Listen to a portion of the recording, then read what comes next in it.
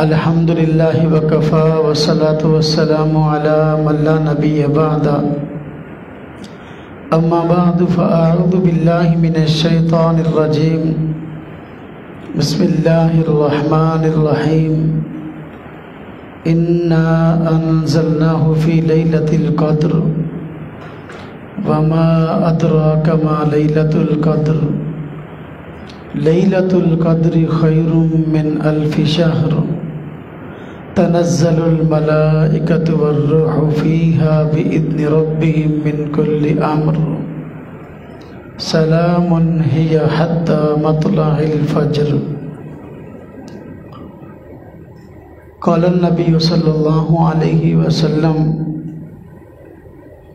من قام رمضان ایمانا واحتسابا غفر له ما تقدم من ذنبه۔ آمنت باللہ صدق اللہ العظیم وصدق رسولہ النبی الکریم ونحن علی ذلک من الشاہدین والشاکرین والحمد للہ رب العالمین۔ اللہم صلی علی محمد وعلی آل محمد کما صلیت علی ابراہیم وعلی آل ابراہیم انک حمید مجید۔ اللہم بارک علی محمد وعلی آل محمد کما بارکت علی ابراہیم وعلی آل ابراہیم انک حمید مجید۔ اللہ رب العزت کا بڑا کرم اور بڑا احسان ہے کہ اس نے رمضان المبارک کا مہینہ ایک مرتبہ پھر ہم سب کو عطا فرمایا ہے، اور یہ اللہ پاک کے عظیم احسانات میں سے ایک احسان ہے۔ رمضان المبارک کا مہینہ در حقیقت نیکیاں کمانے کا سیزن ہے۔ نیکی کمانے کے لیے اور نیکی کو حاصل کرنے کے لیے کوئی خاص وقت اگرچہ مقرر نہیں ہے، لیکن اللہ رب العزت نے اپنے کرم سے کچھ اوقات ایسے رکھ دیے ہیں جن میں بنسبت دوسرے دنوں کے اور اوقات کے نیکی کرنا، نیک عمل کا اجر اور ثواب لینا آسان بنا دیا ہے۔ رمضان المبارک کا بابرکت مہینہ بلا شبہ ایسا مہینہ ہے جس میں نیکی کرنے کو آسان بنا دیا ہے۔ عام دنوں میں شیاطین انسان کو گناہوں کی طرف اکساتے نظر آتے ہیں۔ رمضان المبارک کے مہینہ میں اللہ رب العزت سرکش شیاطین کو قید کر دیتے ہیں، جس کی وجہ سے مسلمانوں کے لیے نیک کام کرنا آسان ہو جاتا ہے۔ رمضان المبارک کے مہینہ کی ایک ایک گھڑی، ایک ایک لمحہ ہی انتہائی قیمتی ہے۔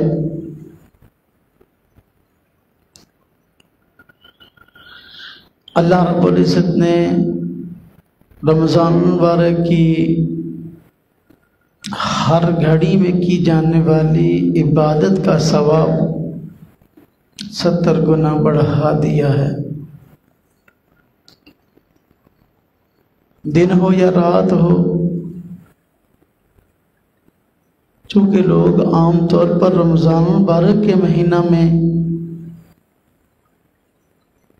نیک اعمال کرتے نظر آتے ہیں، تو اجتماعی ماحول کی وجہ سے نیک اعمال کرنا آسان ہو جاتا ہے۔ تو رمضان المبارک کا مہینہ یہ نیکیوں کا سیزن ہے، اور سیزن سے فائدہ وہی لوگ اٹھاتے ہیں جو عقل مند ہیں اور جو اس کی اہمیت کو سمجھتے ہیں۔ جو اس کی اہمیت کو نہیں سمجھتے وہ فائدہ بھی نہیں اٹھاتے۔ اس طرح کے آج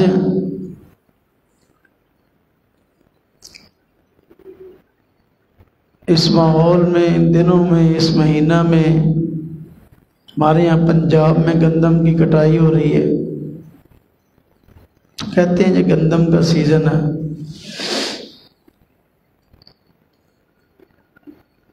تو کاشتکار لوگ دن رات ایک کر کے اپنی گندم کو محفوظ کرنے اور حاصل کرنے کی کوشش کرتے ہیں۔ بس اوقات رات کو بھی سونے کے لیے گھر نہیں آتے، اپنے کھیتوں میں ہی سوتے ہیں کہ بھئی یہ 6 ماہ کی محنت ہے، کہیں حادثہ کا شکار ہو کر ضائع نہ ہو جائے۔ تو یہ آج جس طرح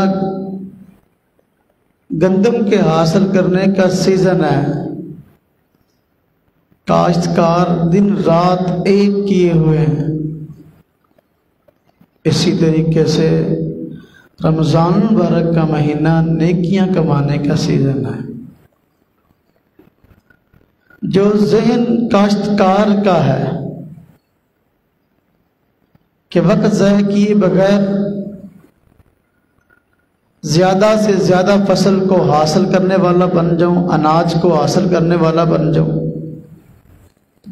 کم از کم اتنا ذہن تو ایک مسلمان کا رمضان المبارک کے مہینہ میں کے بارے میں بھی ہونا چاہیے کہ بھئی زیادہ سے زیادہ اس مہینہ میں نیکیاں کمانے والا بن جاؤں، زیادہ سے زیادہ اس مہینہ میں عبادت کرنے والا بن جاؤں، زیادہ سے زیادہ اللہ رب العزت کو راضی کرنے والا بن جاؤں۔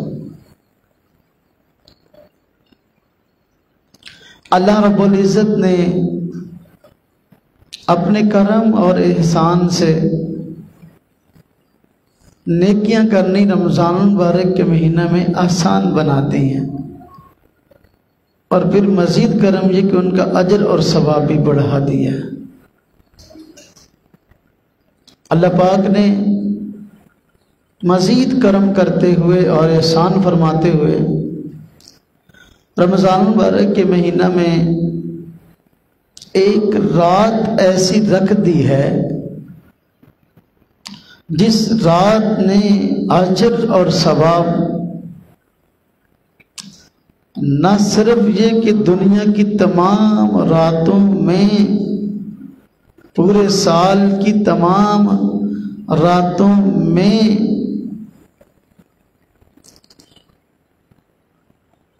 بلا شبہ زیادہ ہے، رمضان المبارک کے مہینہ میں بھی جتنی راتیں ہیں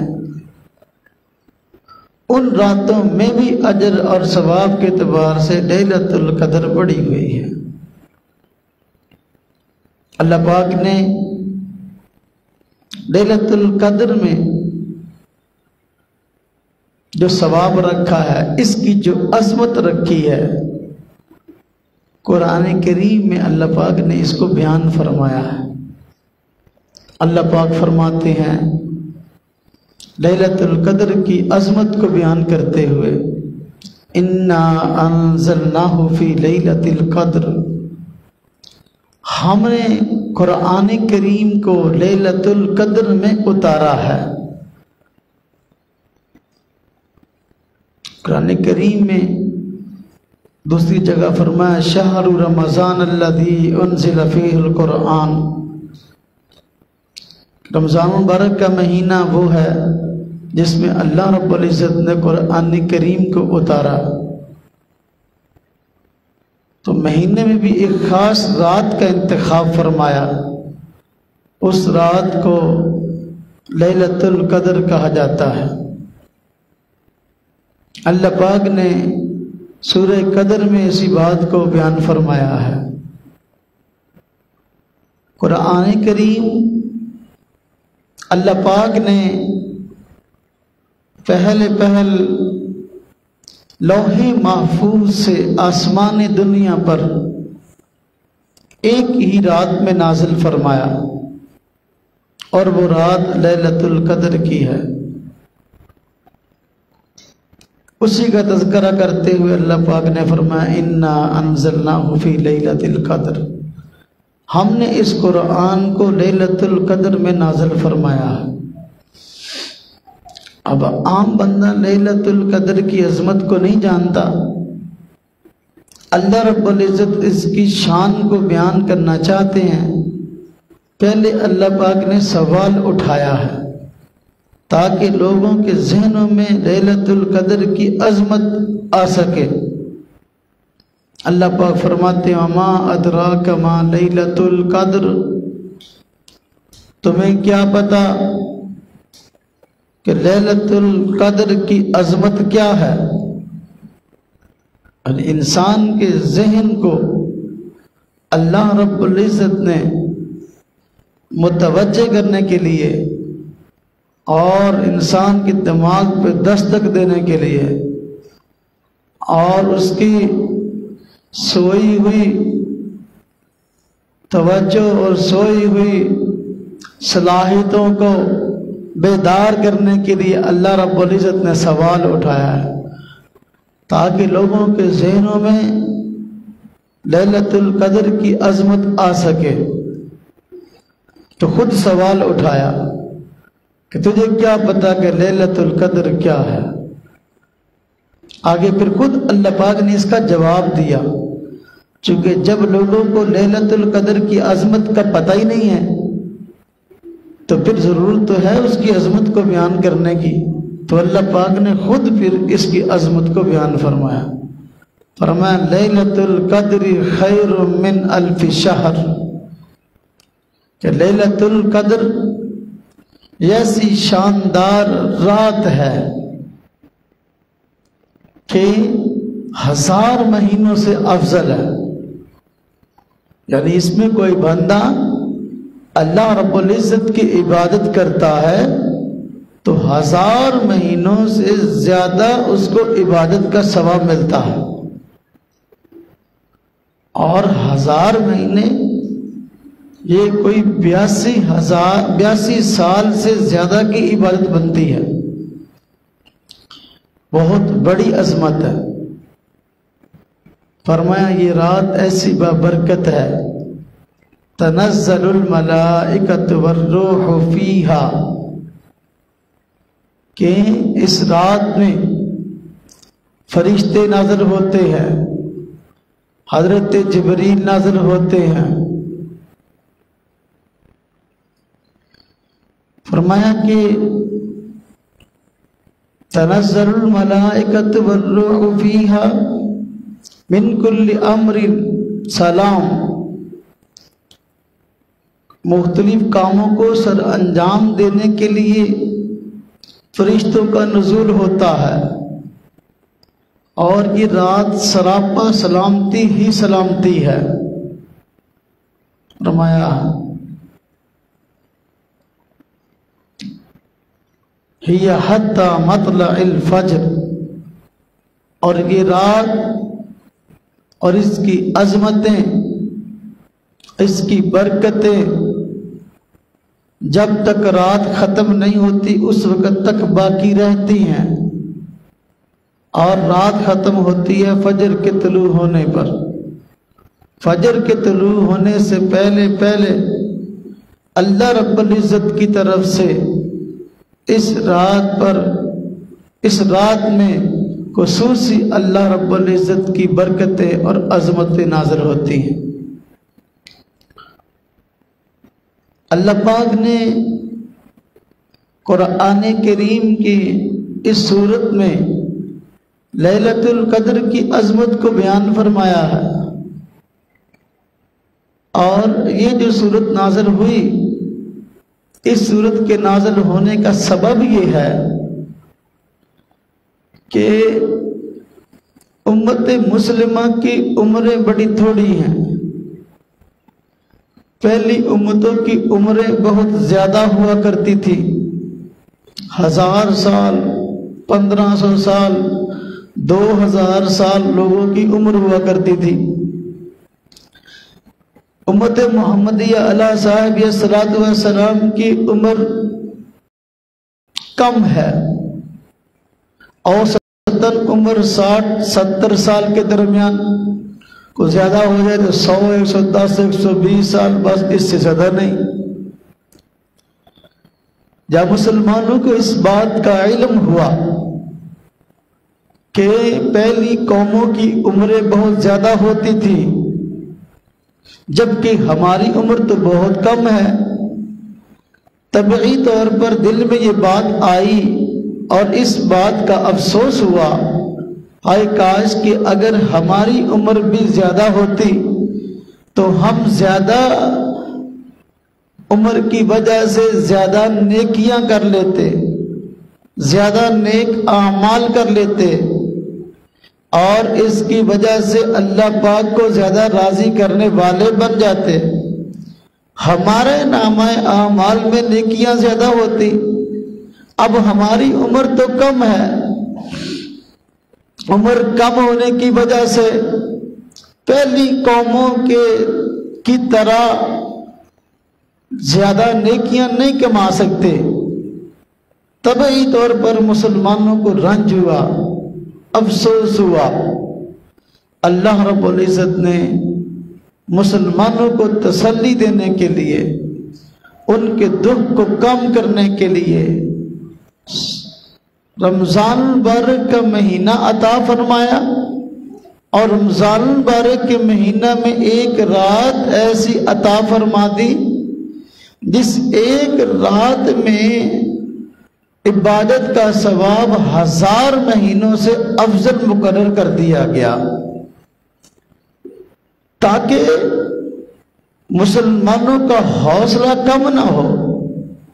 मुसलमान तभी तौर पर दुख और रंज का शिकार ना हो कि हमारी उम्रें कम हैं तो फिर हम ज्यादा सवाब लेकर अल्लाह पाक को ज्यादा कैसे राजी कर सकते हैं।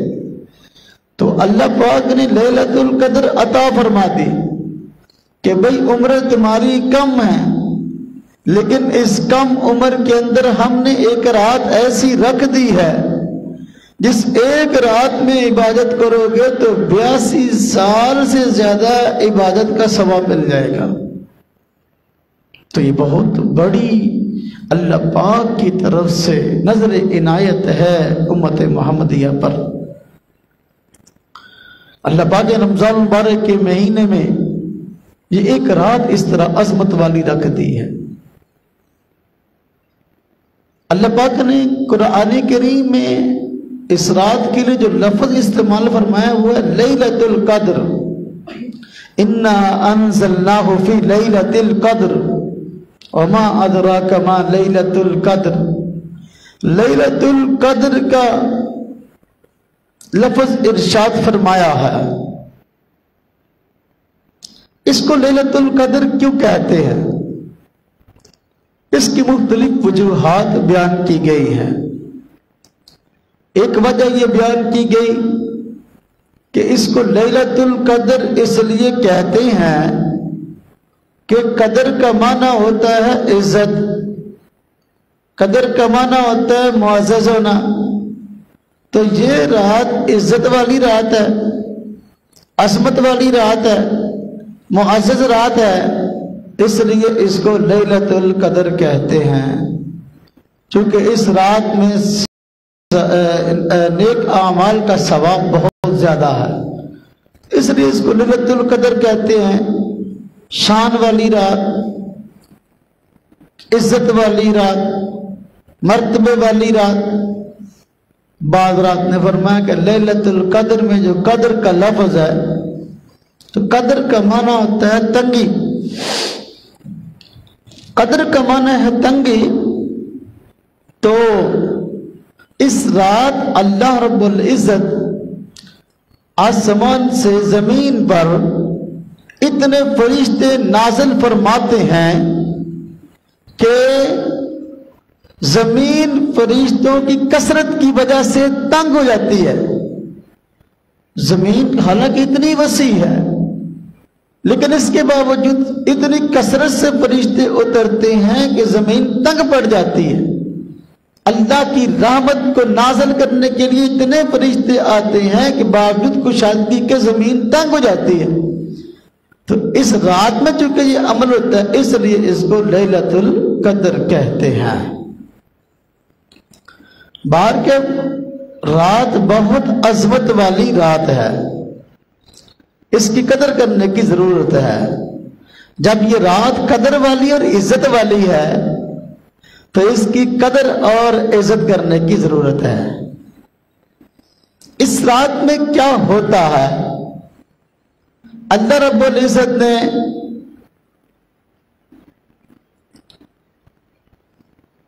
قرآن کریم میں فرمایا تنزل الملائکۃ والروح فیہا بِإِذْنِ رَبِّهِمْ مِنْ كُلِّ أَمْرٍ سلام.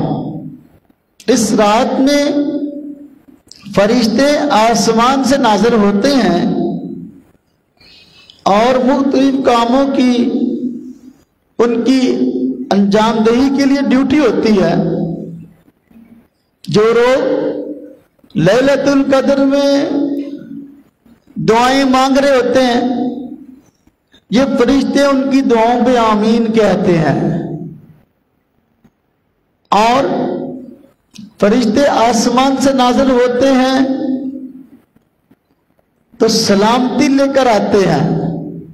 جو لوگ اللہ کی عبادت میں مشغول ہوتے ہیں ان کو سلام کرتے ہیں. جس طرح کے بس اوقات کوئی بندہ بہت بڑا کارنامہ انجام دے کہتے ہیں تیری عظمت کو سلام.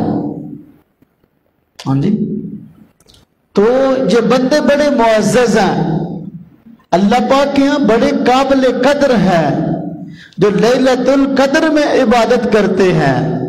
تو اللہ رب العزت فرشتوں کو بھیج کر ان کو سلام کہلواتے ہیں. اور پھر اس کا ایک مطلب یہ بھی ہے سلام کا کہ اس رات خاص طور پہ شیاطین جو ہے، ویسے تو رمضان مبارک کے سارے مہینے میں سرکش شیاطین کو قید کر دیا جاتا ہے لیکن چھوٹے موٹے اپنا کام کر رہے ہوتے ہیں. سرکش قید ہوتے ہیں لیکن چھوٹے اپنا کام کر رہے ہوتے ہیں.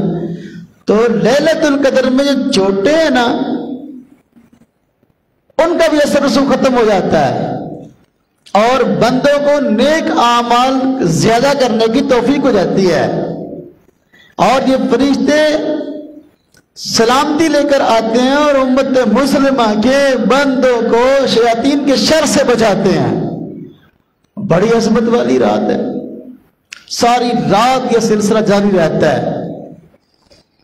فرمایا یہ حتی مطلع الفجر، جب تک فجر طلوع نہیں ہوتی اس وقت تک یہ رحمتوں کا نزول ہوتا رہتا ہے. اب سوال ہے کہ لیلۃ القدر عظمت والی رات ہے. یہ رات جب عظمت والی ہے تو یہ ہے کس وقت، کس دن، اس کا تعین کیسے کریں؟ حضور نبی پاک صلی اللہ علیہ وسلم نے فرمایا کہ لیلۃ القدر کی تعین مجھے کروائی گئی تھی لیکن پھر بھلا دی گئی، اور فرمایا کہ تم اس کو رمضان المبارک کے آخری عشرے کی طاق راتوں میں تلاش کرو. رمضان المبارک کے مہینہ کے آخری عشرہ کی طاق راتوں میں تلاش کرو. حضور نبی پاک صلی اللہ علیہ وسلم نے ایک مرتبہ اعتکاف فرمایا رمضان المبارک کے پہلے عشرہ میں، پھر دوسرے عشرہ میں بھی اعتکاف فرمایا، پھر تیسرا عشرہ میں بھی اعتکاف فرمایا. تو فرمایا ساتھ کہ میں نے جو اعتکاف کیا پہلا عشرہ، میں نے جو اعتکاف کیا دوسرا عشرہ، یہ لیلۃ القدر کو پانے کے لیے کیا پتہ لگے بھی لیلۃ القدر ہے کب۔ پھر حضور نبی پاک صلی اللہ علیہ وسلم نے اپنی امت کو اجمالی طور پر اتنی جو ہے وہ خوشخبری سنائی کہ لیلۃ القدر رات کے آخری عشرے میں ہوتی ہے، لہذا جن لوگوں نے میرے ساتھ پہلے اعتکاف کیا اب آخری عشرے میں بھی اعتکاف کریں۔ آخری عشرے کی تاک راتوں میں لیلۃ القدر ہوتی ہے۔ تاک راتیں کون سی ہوں گی؟ 21ویں رات، جس طرح کہ آج انشاءاللہ تعالی رات 21ویں رات ہے، پہلی تاک رات، 23ویں رات، 25ویں رات، 27ویں رات، 29ویں رات، یہ جو راتیں ہیں یہ آخری عشرے کی تاک راتیں ہیں، اور ان راتوں کے اندر اللہ رب العزت نے کسی ایک رات میں وہی بہترین رات رکھی ہے جس کی شان سورہ قدر میں بیان ہوئی ہے۔ ایک رات کا تعین کیوں نہیں فرمایا؟ ایک رات کا تعین اس لیے نہیں فرمایا کہ لوگ اگر پتہ چلتا بھی مثلاً 25ویں رات کو لیلۃ القدر ہے یا 27ویں کو لیلۃ القدر ہے تو لوگ صرف ایک رات میں جاگتے، باقی راتوں میں نہ جاگتے۔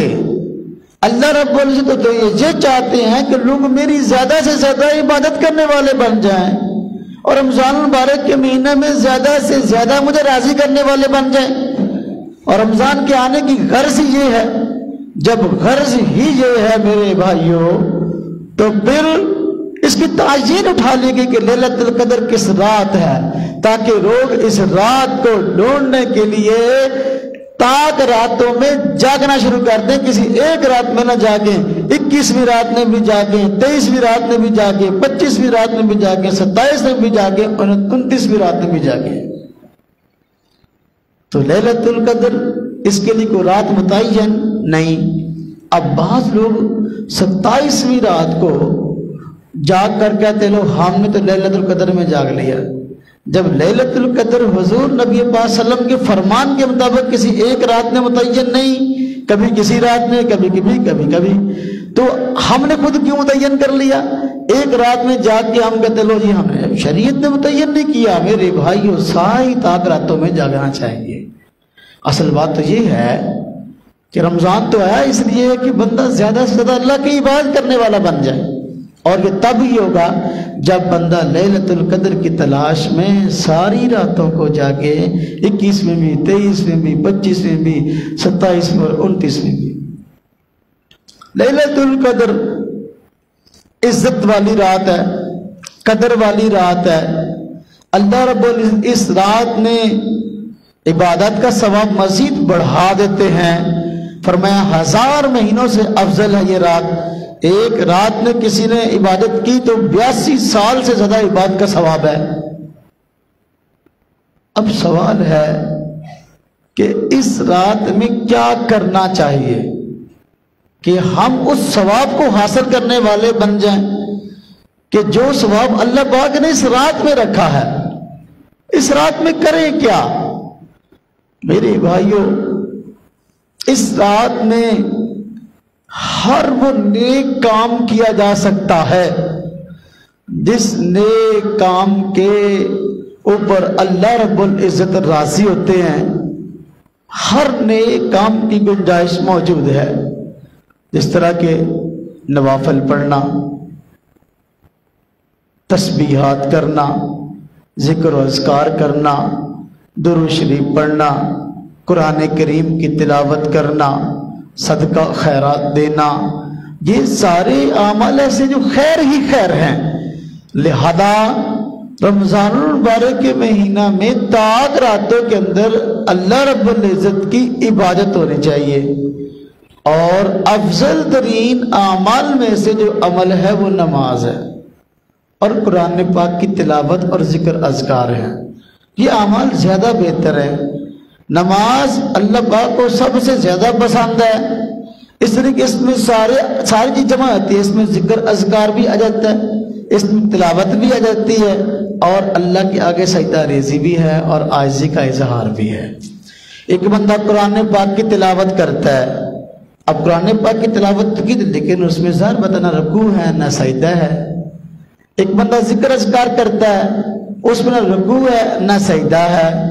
لیکن جو بندہ زیادہ لیلۃ القدر میں نوافل پڑھتا ہے، اب نوافل میں ذکر اذکار موجود ہے، جو ثنا پڑھتے ہیں یہ ذکر اذکار ہے، اور ہم اللہ اکبر کہتے ہیں یہ اللہ کا ذکر ہے، ہم سبحان ربی العظیم کہتے ہیں یہ اللہ کا ذکر ہے، سبحان ربی الاعلیٰ کہتے ہیں یہ اللہ کا ذکر ہے، سمیع اللہ لمن حمدہ کہتے ہیں یہ اللہ کا ذکر ہے، ربنا لک الحمد کہتے ہیں یہ اللہ کا ذکر ہے، ہم التحیات پڑھتے ہیں یہ اللہ کا ذکر ہے، ہم اور دعائیں پڑھتے ہیں قادم میں یہ اللہ کا ذکر ہے.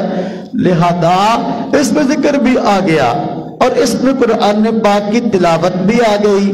جب ہم کھڑے ہوتے ہیں تو پہلی رکعت میں ثنا کے بعد دوسری رکعت میں بسم اللہ پڑھ کے قرآن کریم کی تلاوت کرتے، تلاوت بھی اس میں آ گئی. تو لہذا اعمال میں افضل ترین عمل نماز ہے. لیلۃ القدر میں زیادہ سے زیادہ نوافل پڑھنے کی کثرت کرنی چاہیے. نوافل پڑھنے کی کثرت، نوافل میں ایک نفل نماز اللہ رب العزت کو بڑی پسند ہے، اور حضور نبی پاک صلی اللہ علیہ وسلم نے اپنی امت کو خاص طور پہ سکھائی ہے.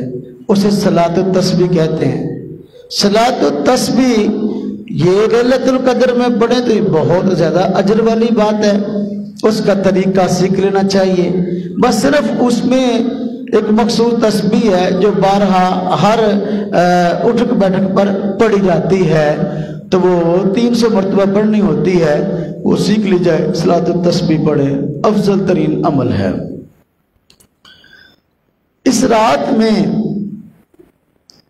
بعض دوست پوچھتے ہیں کون سا وظیفہ ہے جو کیا جائے تو اس کا اجر اور ثواب زیادہ ہو. تو حضور نبی پاک صلی اللہ علیہ وسلم نے لیلۃ القدر میں ایک خاص وظیفہ اپنی امت کو سکھایا ہے. وہ کیا ہے؟ اللہم انک عفو تحب العفو فاعف عنی. اللہم انک عفو تحب العفو فاعف عنی، مانا اللہم انک عفو، اے میرے پیارے اللہ، انک عفو، آپ تو معاف کرنے والے ہیں، بے شک آپ معاف کرنے والے ہیں، درگزر کرنے والے ہیں. تحب العفو، اور یا اللہ معاف کرنے کو پسند فرماتے ہیں. فاعف عنی، یا اللہ مجھے بھی معاف فرما دیجیے. اب یہ کیسی زبردست دعا ہے، اپنے گناہوں کی معافی، اپنے کیے پہ شرمندہ ہونا. اللہ رب العزت کے پیغمبر حضور نبی پاک صلی اللہ علیہ وسلم فرماتے ہیں جو بندہ اپنے گناہوں سے معافی مانگ لیتا ہے تو اللہ پاک اس کو گناہوں سے پاک کر دیتے ہیں.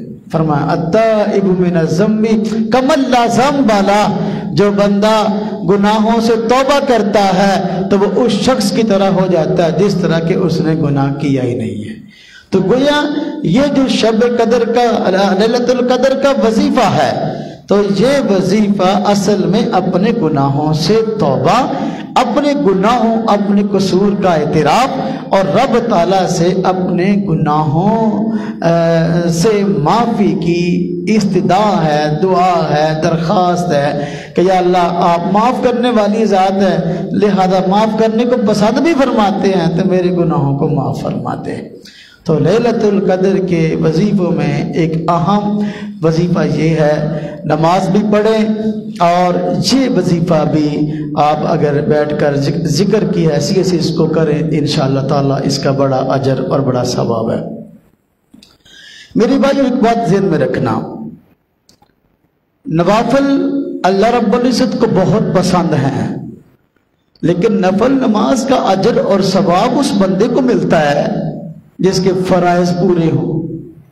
نوافل اضافی چیز ہے، اس کی جو برکات ہیں تب انسان کو ملتی ہیں جب بندے کے فرائض پورے ہوں.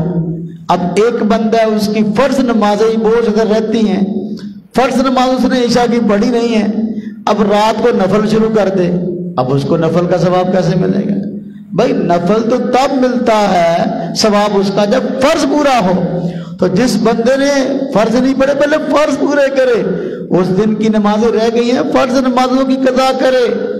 اور وہ بندہ زندگی میں جس کی کچھ نمازیں قضا ہو گئی ہیں، تو لیلۃ القدر میں اگر جاگنے کی توفیق ہو گئی ہے تو پھر اس رات میں اس کے لیے افضل اعمال میں سے افضل ترین عمل اپنی نمازوں کو قضا کرنا ہے۔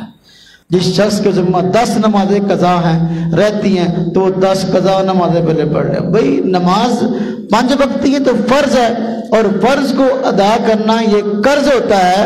جب تک قرض ادا نہ کرو، دوسرے بندے کو ہدیہ اور تحفہ دو، اس کو اچھا لگے گا؟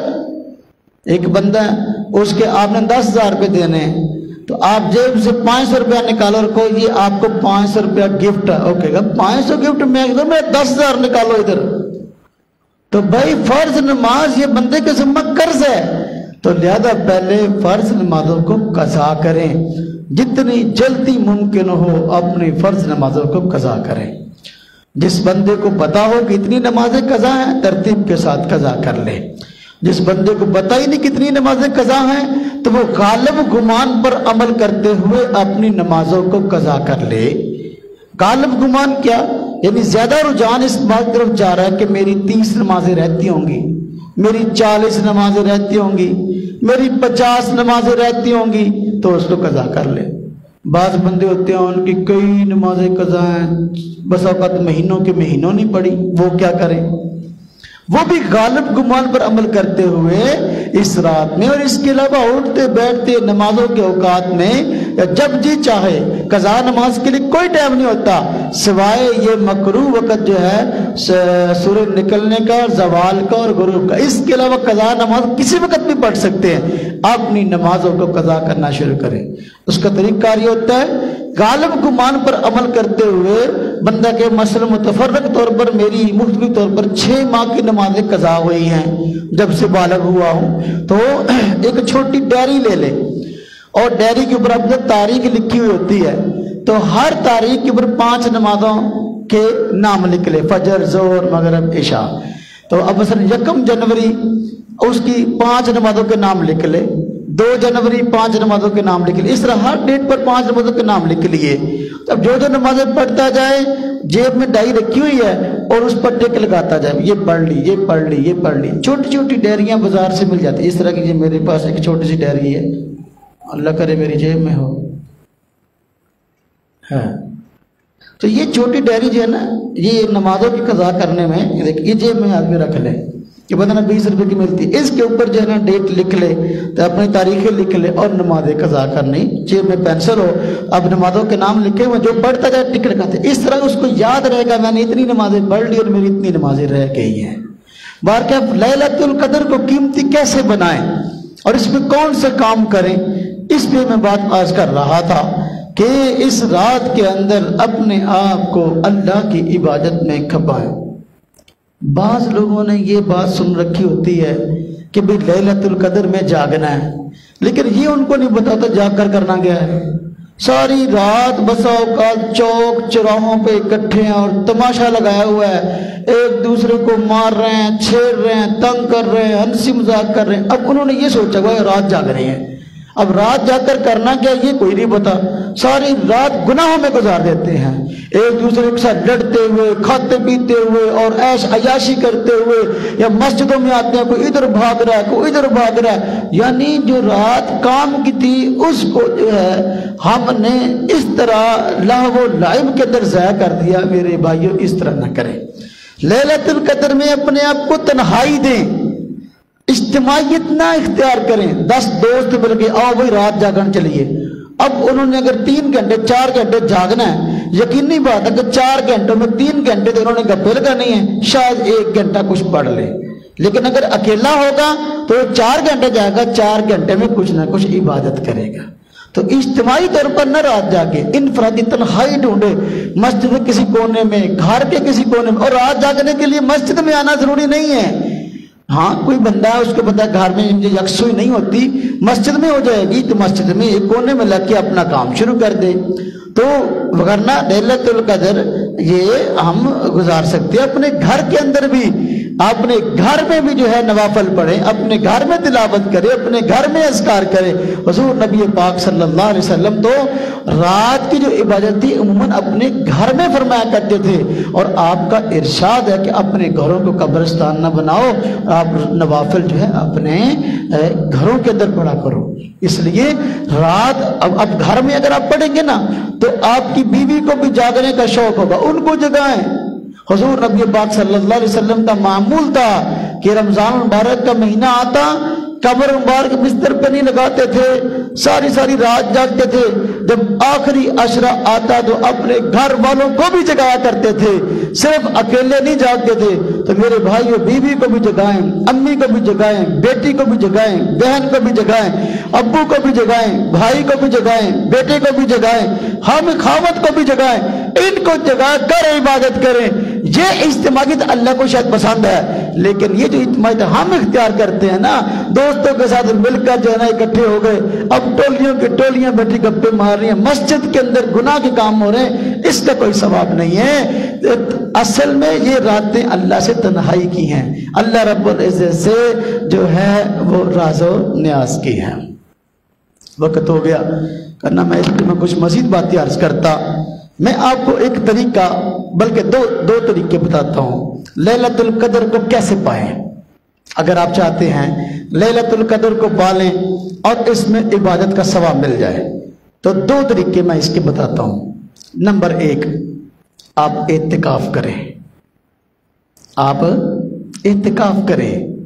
جو بندہ اعتکاف کرتا ہے 10 دن اللہ کا مہمان بن جاتا ہے، اللہ اس کا میزبان ہے۔